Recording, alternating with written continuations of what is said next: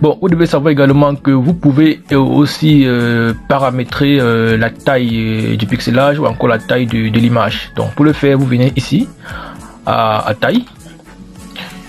Une fois la taille, vous voyez que ici j'ai les dimensions de mon image qui est de 1200 par 720.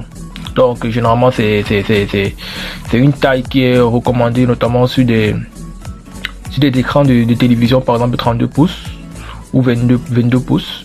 Donc cette image-ci ou encore cette dimension-ci, elle est beaucoup utilisée.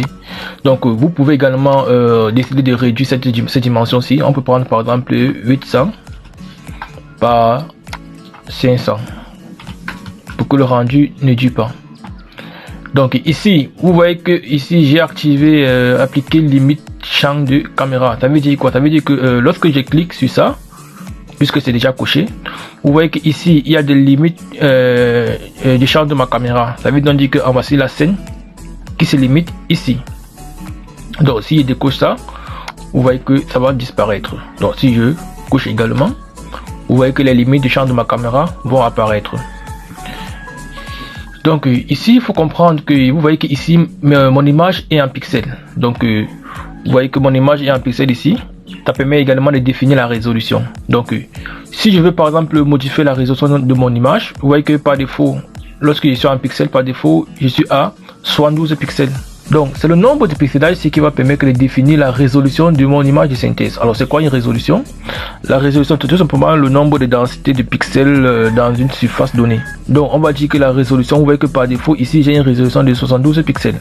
Donc on va dire par exemple que par définition une résolution c'est tout simplement la densité de pixels dans une surface donnée.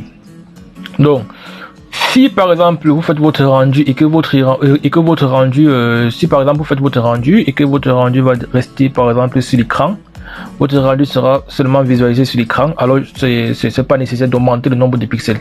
Mais si vous allez par exemple imprimer votre rendu, je vous conseille par exemple de prendre par exemple des dimensions de convertir vos pixels en centimètres et d'augmenter la résolution. C'est-à-dire que si vous voulez par exemple imprimer, vous pouvez prendre une résolution de 150.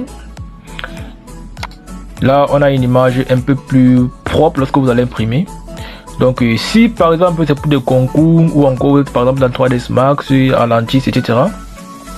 et que vous voulez par exemple imprimer votre projet sur de grand format pour afficher notamment sur des plaques, sur des plaques publicitaires, alors je vais vous conseiller par exemple de prendre un pixelage de 300 à 300. Alors ça c'est du haut de gamme, vraiment c'est d'une qualité vraiment très supérieure. Donc vous voyez que ici voici un peu comment paramètres les différentes proportions de l'image.